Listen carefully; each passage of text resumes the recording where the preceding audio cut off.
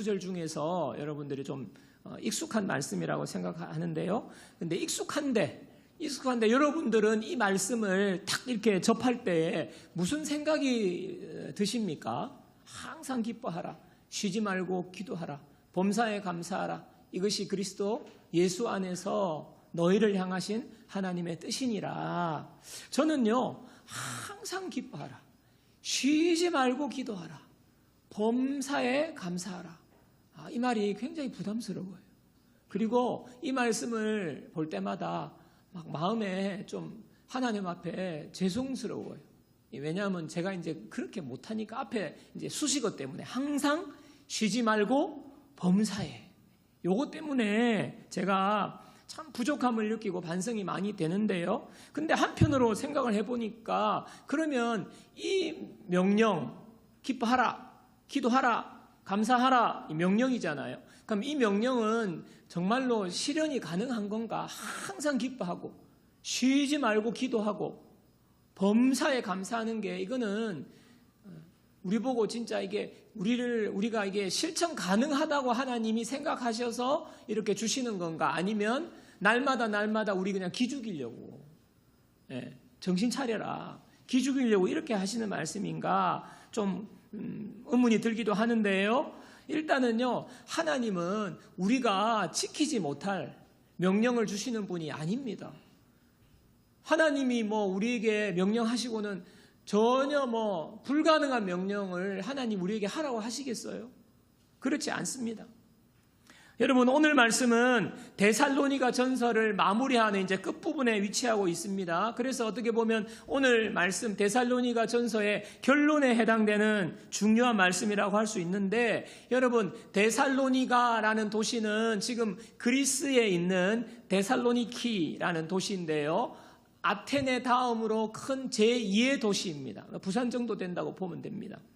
근데 그 당시 마게도니아 지역의 수도가 데살로니가였어요. 그러니까 여기는요, 경제, 산업, 상업, 그 다음에 정치, 교통의 요지였는데 부유한 도시였어요.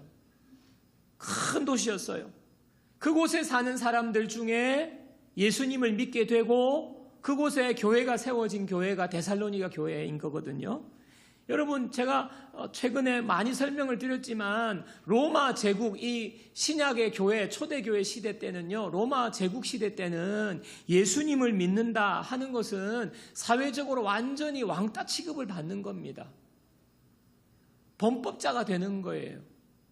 국가에 대한 모독이고 황제에 대한 모독이고, 그래서 전과자 되는 거예요. 어떤 경우에는요, 사형까지 처하게 되는 것이 바로 예수님을 믿게 될 때 겪게 되는 일입니다. 또 경제적으로는 그 당시에는요, 길드라든지 조합이라든지 이런 공동체가 딱 연결돼 가지고 경제 활동을 했는데, 거기는 다 황제 숭배하는 거거든요. 우상 숭배하는 거거든요. 근데 예수님 믿게 되면 그 경제 공동체에서, 조합에서, 회원에서 박탈이 되는 거예요. 빠져나오는 거예요. 그러니까 혼자서 경제 활동을 이렇게 해야 되는데 그것이 어렵단 말입니다. 그러니까 하던 사업이 잘 안 되는 거예요. 물건을 대주지도 않고, 판로가 열리지 않는 겁니다. 그러니까 여러분 생각해 보세요. 멀쩡하게 사업하면서 멀쩡하게 풍요롭게 살던 그 사람이 예수 믿는 순간 사회적으로, 경제적으로 그렇게 폭삭 주저앉는 거예요. 그러니까 실제적으로 얼마나 힘들었겠습니까? 그리고요, 상대적인 박탈감, 그 상실감, 실제적인 그 체감되는 가난, 궁핍, 이런 거는요, 말로 할 수 없는 거예요. 그게 바로 데살로니가 교인들이 겪고 있는 현실입니다. 이런 상황 속에서 오늘 하나님이 말씀하시는 거예요. 하나님, 야, 너희들을 향한 내 뜻이 있어. 당신의 뜻이라고 말하잖아요. 나의 뜻이니라, 하나님의 뜻이니라. 그 명령 3가지. 여러분, 누구누구의 뜻이다. 여러분, 이런 표현은 가벼운 표현이 아니지 않습니까? 아버지의 뜻이다, 어머니의 뜻이다. 이 뜻이라는 것은요, 가벼운 말이 아니에요.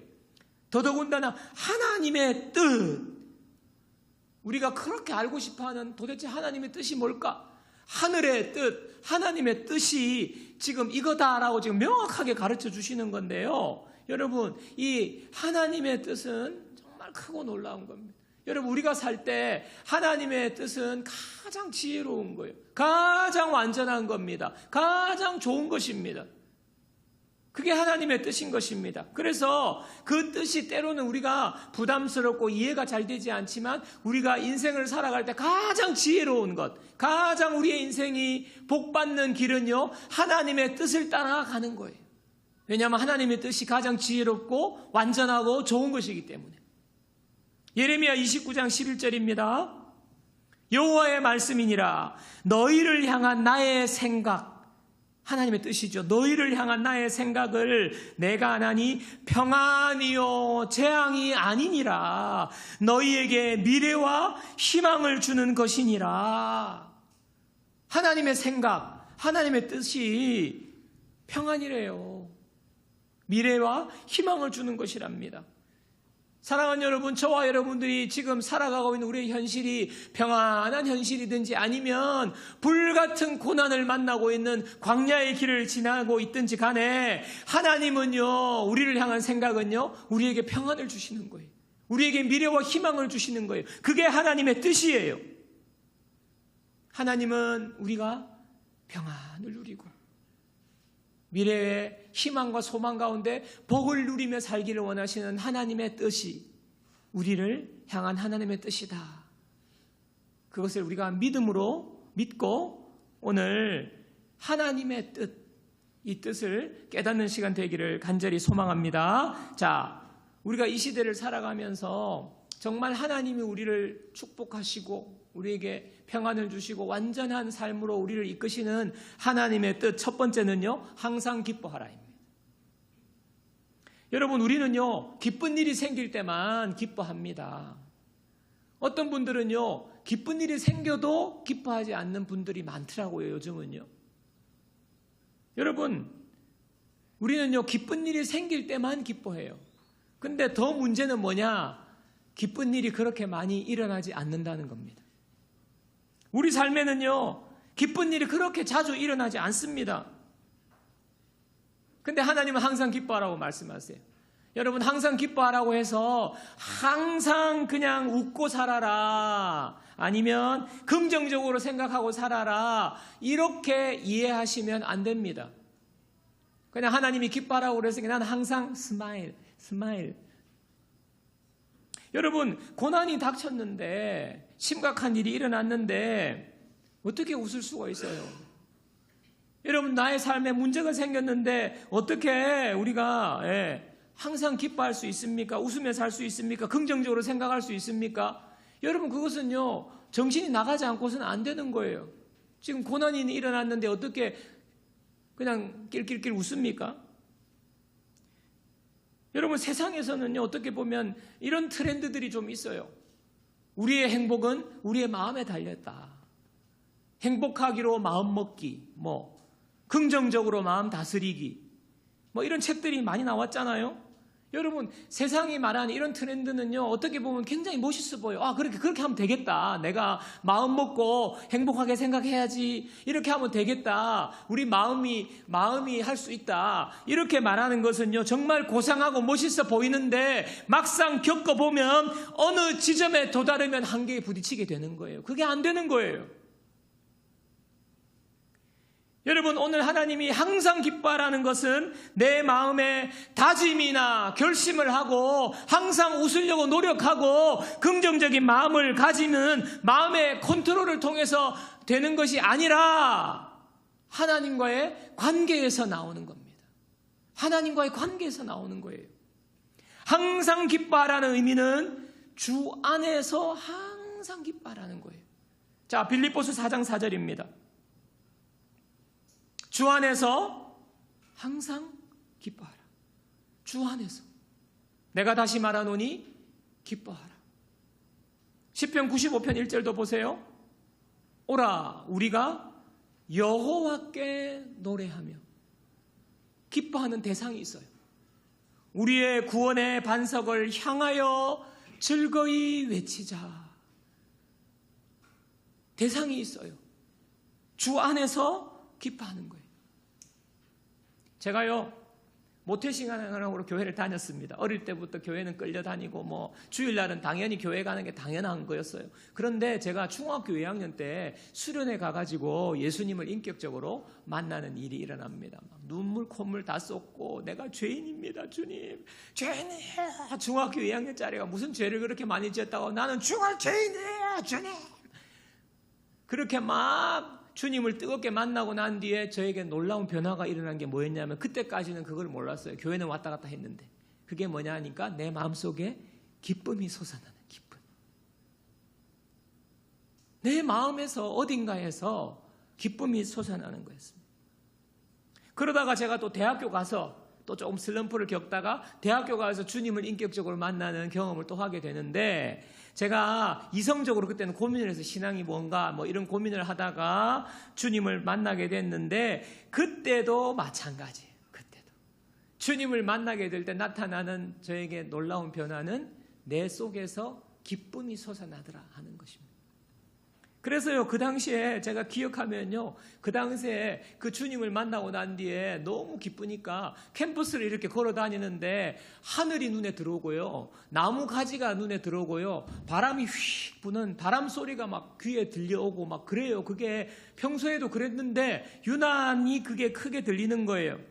그러면서요, 그 모습들이, 내 주변의 현상들이 어떻게 해석되냐 하면, 와, 하나님이 나를 오늘 너무 사랑하셔가지고 하늘에 그림을 그려 놓으셨네, 이렇게 해석이 되는 거예요.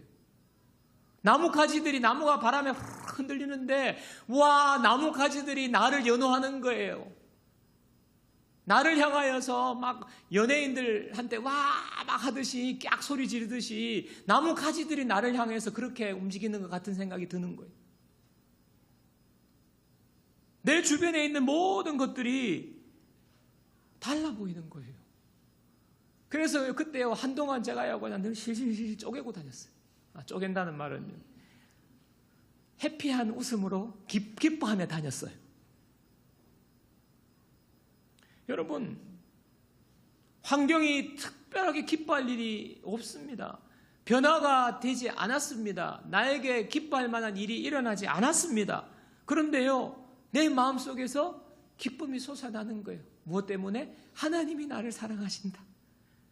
하나님이 나를 위해서 예수님을 통하여서 나를 구원해 주신 그 구원의 은혜가 깊이 깨달아지니까 내 속에서 기쁨의 우물이, 샘이 뽕 하고 터지듯이 뽕뽕뽕뽕, 거기서 계속 물방울이 뽕뽕뽕뽕뽕 샘물이 솟아나듯이 기쁨이 솟아나는 거예요.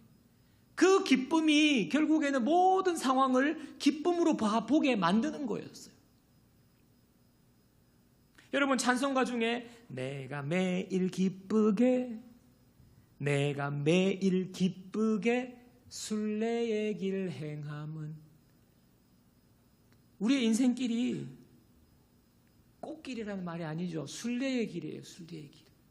힘든 길이에요. 근데 내가 매일 기쁘게 순례의 길 행함은 주의 팔이 나를 안보함이요. 고난이 펼쳐지는데도 내가 매일 기뻐하면서 그 순례의 길을 걸어갈 수 있는 이유가 뭐라고요? 주의 팔이 나를 보호해 주시기 때문에. 나와 동행하시고 모든 염려 아시니 나는 숲의 새와 같이 기쁘다. 염려가 있어요. 내가 기쁜 마음으로, 또 기쁜 주의 뜻을 행함은 주의 영이 함께함이라. 상황 때문이 아니거든요. 마음이 기쁘고 그냥 마음의 기쁨이 우러나서, 그래서 순례의 길이에요. 힘든 길이에요. 상황이 어려워요 지금. 그런데도 기쁘게 그 길을 걸어갈 수 있는 이유가 뭐냐? 나와 동행하시고 모든 염려 아시는 성령이 함께 계시네. 성령이 계시네. 그거 아닙니까? 그거. 여러분, 기쁜 일이 생겨야 기뻐할 수 있지요, 목사님. 그런 분들은요, 1년 가도 몇 번 기뻐할 수 없어요. 365일 중에 10일도 기뻐하지 못할 거예요. 그러면 355일은 여러분, 불행하게 시간 보내는 거예요. 그런데 상황에 관계없이 매일매일 기뻐하는 사람이 있습니다. 상관없이, 현실에 상관없이 기뻐하는 사람이 있어요. 바로 주 안에 있는 사람입니다. 성령님이 기쁨을 주시는 거예요. 데살로니가전서 1장 6절 보십시오. 또 너희는 많은 환난 가운데서, 많은 환난이 있어요. 그런데 성령의 기쁨으로 말씀을 받아 우리와 주를 본받는 자가 되었다. 성령님이 주시는 기쁨은요, 상황이 어떠해도 기뻐할 수 있는 기쁨의 사람으로 우리를 바꾸는 거예요. 날마다 모든 상황에서 항상 기뻐하며 살아갈 수 있는 겁니다. 사랑하는 여러분, 저는요, 여러분들이 어떤 상황에도 불구하고 매일매일 1년 365일 주 안에서 항상 기뻐하게 되시기를 주님의 이름으로 축복합니다. 기쁜 일이 일어나기를 기다려서만은요, 1년 내내 기뻐하는 일이 별로 없어요. 그 기쁨으로 살고 싶어 하는 마음이 여러분에 있기를 원합니다. 어떻게 하면 우리가 그렇게 기뻐할 수 있을까요? 하나님과의 관계를 바로 잡아야 돼요. 하나님과의 관계가 회복되어야 합니다. 그래야 그 하나님과의 관계가 회복되는 사람에게는요, 기쁨의 샘이 이제 솟아나기 시작하는 거예요. 기쁨의 샘. 예수님을 내 삶의 주인으로 모셔야 돼요. 예수님이 내 삶의 주인입니다. 예수님은 내 삶에 그냥 소원 들어주는 분, 왜 안 들어주는 거야? 따지는 그런 존재가 되면 안 돼요. 예수님이 저의 주인이십니다. 관계가 회복될 때에 성령님께서 우리에게 모든 상황을 뛰어넘어서 항상 기뻐하며 살 수 있는 힘을 주시는 거예요. 그래서 우리는요, 항상 기뻐할 수 있는 거예요. 자, 두 번째, 하나님께서 우리에게 우리의 삶을 축복하시기 위해서 하나님께서 하나님의 뜻이라고 말씀하신 두 번째는요, 쉬지 말고 기도하라는 겁니다. 여러분, 이것도요, 쉬지 말고 기도하라. 그러면 밥도 먹지 말고 잠도 자지 말고 뭐 아무것도 하지 말고 기도만 하라는 소리냐? 여러분, 이 명령은 항상 하나님을 신뢰하는 그 신뢰 속에서 살아라. 신뢰하는 삶의 태도를 말하는 거예요. 하루의 매 순간마다 하나님을 신뢰하며 살아라는 거예요. 하나님과 대화하며 사는 거예요. 하나님, 오늘 제가 무엇을 어떻게 해야 되죠? 이 일을 어떻게 하면 좋을까요? 하나님 도와주세요. 하루 사는 동안 늘 마음과 생각 속에 하나님을 신뢰하는 우선순위가 기도, 하나님을 향하여 있어야 한다는 겁니다. 그게 바로 쉬지 말고 기도하라는 거예요. 우리가 어떻게 쉬지 말고 맨날 눈을 감고 막 이렇게 기도합니까? 우리는요, 교회 와서 잠깐 기도하거나 매일 큐티하는데 기도로 족하다고 생각해요. 그리고 집을 나가는 순간 그냥 아예 기도라는 것을 잊어버리고 삽니다. 그러다 보니까 결과적으로 하루 아침에 출근해서 퇴근할 때까지 모든 우리가 하는 말과 행동은요, 결과적으로는요, 내 마음대로 하는 거예요. 내 마음대로. 예수님을 내 주인이라고 말하면서 주인한테 물어보지도 않고 마음대로 하는 거거든요. 그 마음대로 하니까 문제가 발생하고 사고가 터지는 거예요. 예수님께서요, 십자가 지시기 전날 밤에 겟세마네 동산에 가셔서 기도하셨습니다. 제자들을 데리고 가서 같이 기도했습니다. 그런데 제자들이요, 예수님이 잠깐 기도하고 와보니까 제자들이 전부 다 잠들어 있는 거예요. 기도하지 않고 잠들어 있는 거예요. 그때 마가복음 14장 38절입니다. 예수님이 이렇게 말씀하세요. 시험에 들지 않게 깨어있어 기도하라. 마음에는 원이로되 육신이 약하도다 하시고, 깨어있어라. 깨어있으면서 기도해라. 깨어있어. 그러니까 잠들지 말고 계속해서 기도하라는 것 아닙니까? 기도하라는 이유가 뭐예요? 마음에는 원해도 기도하지 않으면 육신이 약하다. 육신대로 산다는 거예요. 그 결과가 뭡니까? 시험에 든다는 거예요. 시험에 빠진다는 겁니다. 여러분, 시험에 빠진다는 것을 종교적인 용어로 여러분들이 그렇게 생각할 필요가 없어요. 시험에 빠진다는 것은요, 내가 어려워지고 힘들어지는 거예요. 시험에 빠진다는 것은요, 내가 기분 나빠진다는 거예요. 내가 감정이 상한다는 거예요. 내가 화가 난다는 거예요. 그 모든 것이 시험에 빠져서 나타나는 현상들인 겁니다. 그래서 사탄 마귀는요, 우리를 무수한 시험에 빠뜨리게 만들어요. 그래서 기분 상하게 만들고 열받게 만들고 뒤집어지게 만들고, 그래서 우리가 맞닥뜨리는 현실이 뭡니까? 멀쩡하던 부부가 잘 있다가 막 싸워요.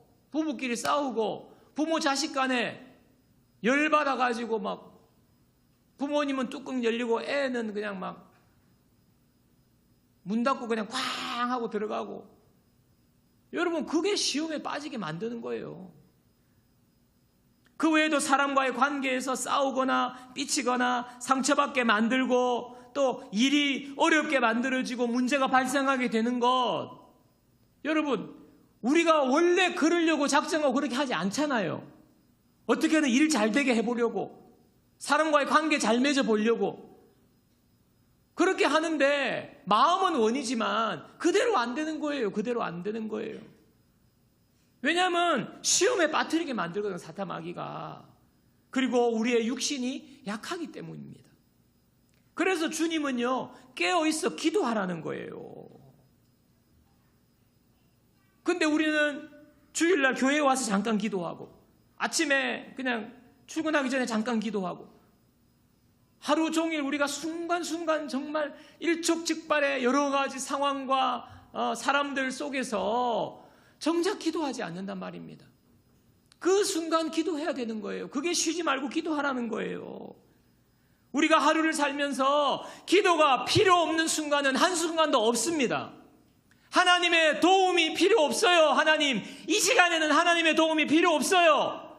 그렇게 말할 수 있는 시간이 있습니까? 여러분, 직장에서 일할 때, 사람 만날 때, 하나님, 이 시간에는 하나님 필요 없어요. 내가 알아서 할게요. 그런 순간은 한순간도 없어요. 그래서 쉬지 말고 기도하라는 거예요. 순간순간 매 순간마다 하나님을 신뢰하고 하나님을 의지하는 것입니다. 기도의 마음이 우선순위가 되어 있는 거예요. 하나님 도와주세요. 하나님, 이 순간에 어떻게 해야 될까요? 하나님, 저 사람이 저렇게 나오는데 내가 무슨 말을 해야 될까요? 쉬지 말고 기도하는 것입니다. 하나님을 신뢰하는 거예요. 예수님께서 심하게 귀신 들린 한 아이를 고쳐주신 적이 있습니다. 그 전에 제자들이 그 귀신 들린 아이를 고쳐주려고 그냥 제자들이 그냥 같이 모여가지고 막 난리를 폈어요. 근데 귀신을 못 쫓아냈어요. 근데 예수님이 오셔가지고 귀신을 쫓아내줬거든요. 그러니까 제자들이, 예수님, 왜 우리는 귀신을 못 쫓아냈습니까? 예수님께 물어요. 그러니까 예수님이 이렇게 대답합니다. 마태복음 9장 29절. 이르시되 기도 외에 다른 것으로는 이런 종류가 나갈 수 없느니라. 귀신이 어떻게 나갔습니까? 왜 우리는 못 쫓아냈습니까? 하니까 주님의 대답이 뭐예요? 기도 말고는 이런 뭡니까? 그 아이 심하게 귀신 들린 거, 이거는 기도 외에는 해결이 안 된다, 이 말씀이잖아요. 여러분, 부모가 아이에게 온갖 방법 다 써보지 않았겠어요? 근데 이 세상에 어떤 것으로도 해결이 안 되는데 기도가 해결이 된다는 거예요. 기도로 해결된다는 겁니다. 여러분, 기도는 하나님의 능력의 통로입니다. 하나님의 능력이 기도예요, 기도. 여러분이 아무리 노력해도 안 되는 것이 있습니다. 우리 모두는요, 아무리 노력해도 안 되는 것이 있어요. 어느 정도까지는 돼요. 어느 정도까지는 되는데 한계에 봉착한 것이 있을 겁니다. 여러분이 간절한 소원을 가지고 지금까지 노력하고 애썼는데 안 되는 것이 있어요. 이번에 한 번만 더. 이번엔 잘 되겠지. 안 되는 게 있어요. 내가 끊으려고 해도 아무리 노력해도 끊어지지 않는 것이 있어요. 고쳐야 되는 거 알면서도 안 고쳐지는 거 있어요. 그 모든 것이 바로 이런 유예요. 이런 유. 기도 외에는 이런 유가 나갈 수 없어요. 기도 외에는 안 되는 거예요. 앞에서 기도는 하나님을 향한 신뢰하는 태도라고 그랬습니다. 삶의 우선순위라고 그랬습니다. 여러분, 우리 삶의 무수한 문제와 어려움들, 또 우리가 벗어나고 싶은 여러 가지 어려움들, 하나님은요, 우리가 기도할 때에 그 모든 것들을 바꾸어 주시는 거예요. 해결해 주시는 거예요. 고쳐주시는 겁니다. 이루어 주시는 겁니다. 그래서 여러분, 먼저 하나님을 신뢰하셔야 돼요. 하나님을 신뢰. 기도도 신뢰하고 기도하는 사람과 신뢰하지 않고 기도하는 사람이 있어요. 두 사람의 차이는 한두 번 하고 신뢰하지 않는 사람은요, 기도를 멈춰버려요. 에이, 한두 번 했는데 안 되는데, 하나님 신뢰하지 않는 겁니다. 태도부터가 틀렸어요. 신뢰는 끝까지가 신뢰예요. 끝까지. 기도를 멈추지 마십시오. 끝까지 기도하고 모든 일에 기도하고 하나님을 신뢰하는 거예요. 여러분, 쉬지 말고 기도하라. 하루를 살아가면서 오늘도 아침에 나가면서 하나님 좋은 하루를 주셔서 감사합니다. 오늘 저 하루 시작해요. 하나님 도와주세요. 순간순간 마음속에 생각이 그냥 기도로 채우시기 바랍니다. 쉬지 말고 기도하는 거예요. 자, 세 번째는요, 범사에 감사하라입니다. 범사에 감사하라 할 때 범사에는 모든 상황 때문에 for all circumstances 모든 상황 때문에 감사하라는 거 아니에요. 여러분, 뭐 기뻐하는 것도 마찬가지고 감사도 마찬가지예요. 자꾸 무슨 감사할 일이 생겨야 감사한다, 그거 아닙니다. 여기서 범사에라는 말은 in all circumstances, 모든 상황들 안에서요. 안에서, 모든 상황 속에서, 즉 어떤 일이 일어나든지 감사하라는 겁니다. 참, 하나님은요, 항상 우리의 생각과 좀 반대로 말씀하세요. 여러분, 우리는 그러잖아요. 하나님이 나에게 복 주시면 제가 잘할게요. 하나님 나에게 복 주시면 제가 열심히 주일 성수할게요. 열심히 봉사할게요. 하나님이 나에게 복 주시면 그때 헌금할게요. 그런데 하나님은요, 반대예요. 반대. 하나님 나에게 감사할 일을 주시면 제가 감사할게요. 하나님은 아니, 너가 먼저 지금 감사해. 그러면 내가 감사할 일을 많이 줄 거야. 하나님은요, 우리 생각과 반대예요. 여러분, 지금 생각을 다 반대로 바꾸셔야 돼요. 반대로 바꾸셔야 돼요. 하나님이 해주면 내가 할게 아니에요. 내가 해야 하나님 하시는 거예요. 상황 때문이 아니라 모든 상황 속에서 감사하려면 역시 이것도 믿음이 필요합니다. 로마서 8장 28절이, 우리 다 같이 읽어보겠습니다. 다 같이요. 우리가 알거니와 하나님을 사랑하는 자 곧 그의 뜻대로 부르심을 입은 자들에게는 모든 것이 합력하여 선을 이루느니라. 너무 기가 막힌 말씀이에요. 모든 것이 합력하여서 선을 이루느니라.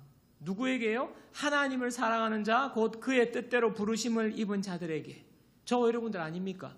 저 여러분들에게요, 모든 곳에는요, 그야말로 모든 종류의 일이 다 포함되어 있어요. 좋은 일뿐만 아니라 나쁜 일, 슬픈 일, 골치 아픈 일. 그게 모든 일 아닙니까? Everything.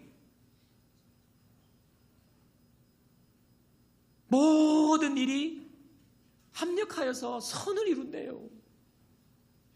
좋은 결과가 주어진다는 거거든요.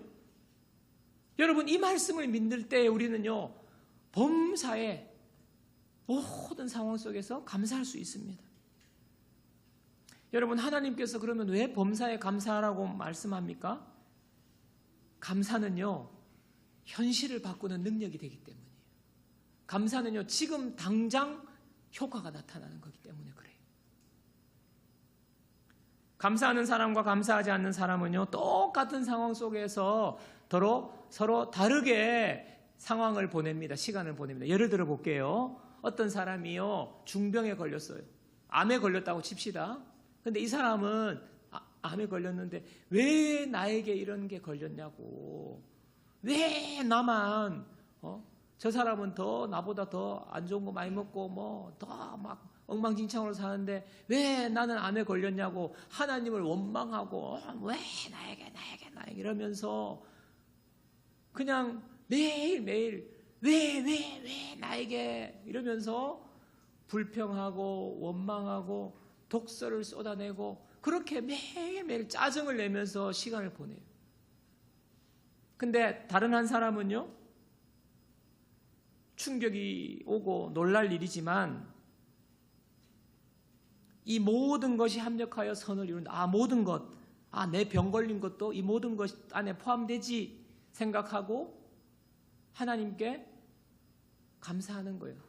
이것이 선을 이룰 줄 믿습니다 라고 자기가 감사의 고백을 하고 있는 것, 할 수 있는 것, 다르게 생각하면서 감사의 제목들을 찾아서 살아갑니다. 여러분, 이 두 사람 중에 여러분들이 스트레스적인 측면에서 누가 더 스트레스를 많이 받겠어요? 앞에 사람 아닙니까? 건강에 좋겠습니까? 그리고 그렇게 한다고 해서 달라질 게 있겠습니까? 여러분, 감사는요, 당장의 우리의 삶을 바꾸는 능력이 시작되는 거예요. 세계 제2차 대전 때의 일입니다. 일본의 해군 장교 가와가미 기이치라는 사람이 전쟁에 패하고 고향으로 돌아왔습니다.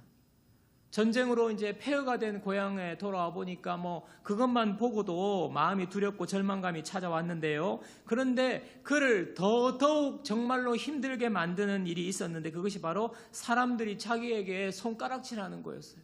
손가락질하면서 너희 군인들 때문에 우리나라가 패전당했다. 그리고 이렇게 됐다.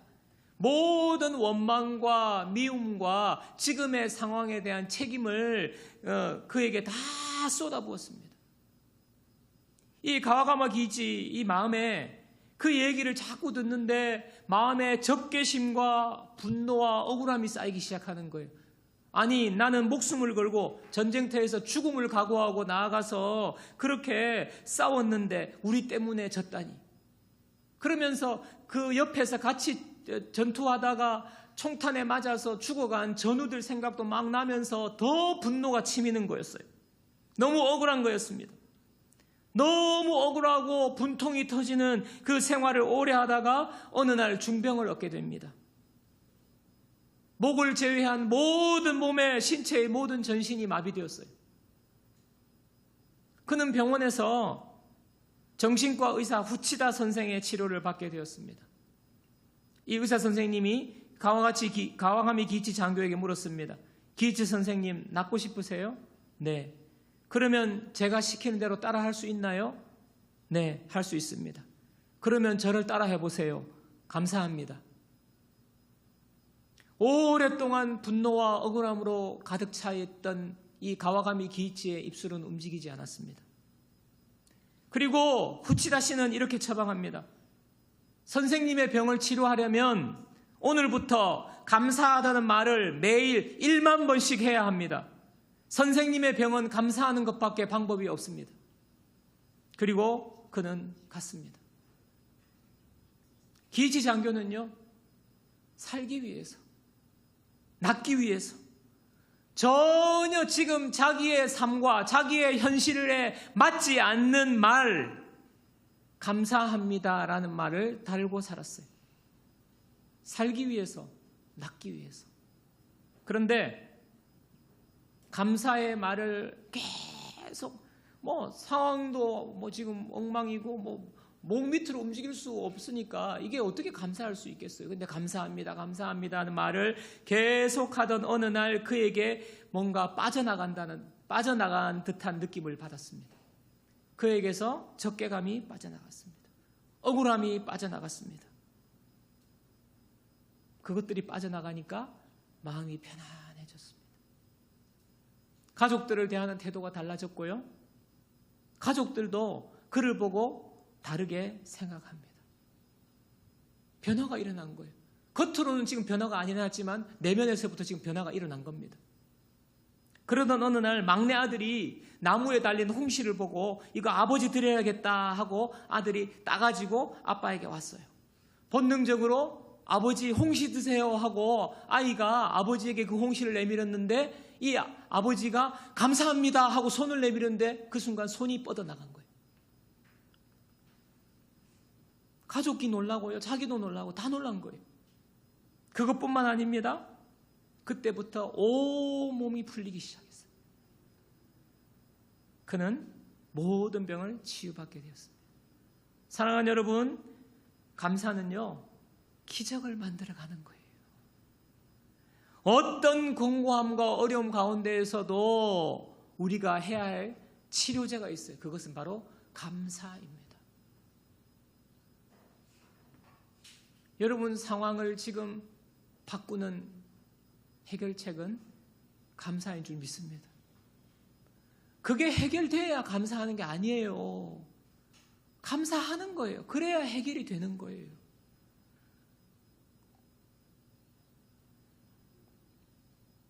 항상 기뻐하라. 쉬지 말고 기도하라. 범사에 감사하라.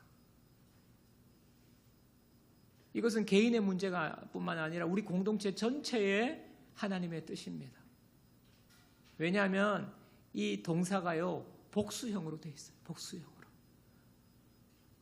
여러분들 혼자서 기뻐하지 못하고 기도하지 못하고 감사하지 못할 때가 많을 건데 집에 가서 우리가 개인적으로도 말씀을 순종하고 적용하지만 우리가 이렇게 모였을 때 기뻐해야 되는 거예요. 쉬지 말고 기도해야 되는 거예요. 감사해야 되는 거예요.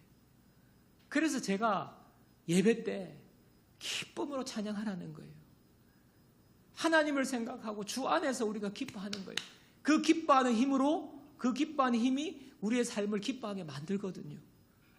예배 시간에 기도하는 거예요. 감사의 고백을 나누는 거예요. 여러분 다락방에서도 하나님의 은혜를 기뻐하고 기도하고 감사하는 거예요. 이렇게 말을 해도 못 알아듣는 사람이 있더라고요. 다락방에 가서 어디 가서 계속 투덜투덜 오늘 목사님이 감사하라 했잖아. 감사하는 말을 하라 했잖아. 그러면 그게 그 말이야? 그게 나에게 이렇게 적용되는 거야? 예, 그게 그렇게 적용되는 거예요.